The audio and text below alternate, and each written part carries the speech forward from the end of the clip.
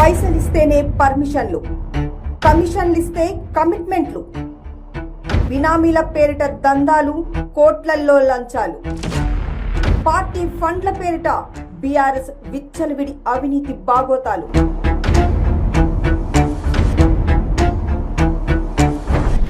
కైటెక్స్ దుస్తుల తయారీలో పేరు మోసిన సంస్థ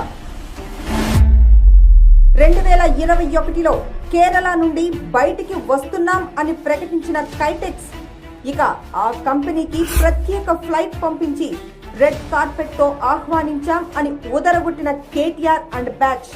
Why don't I send you a flight? Why don't I actually send you a special flight so that you can come with your team?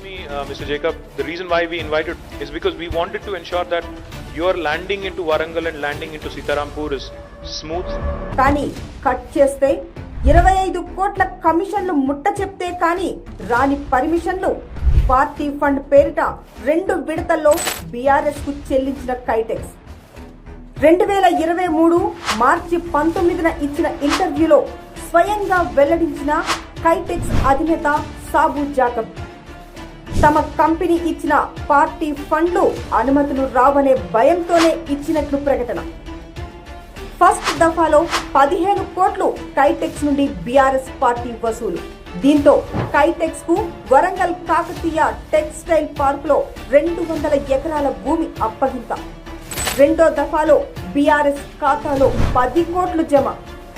దీంతో కైటెక్స్ కు రంగారెడ్డిలో మరో 250 ఎకరాలు అప్పగింత.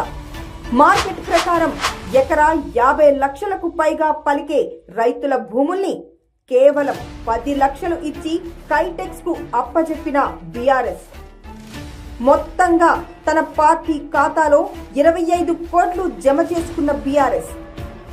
ఇది ఇన్వెస్ట్మెంట్ల పేరిట ఇన్కమ్ పెంచుకున్న బీఆర్ఎస్ అవినీతి బాగోతం. ఈ రోజు పార్టీకి సుమారు 1000 కోట్ల నిధులు సమకూరినాయి.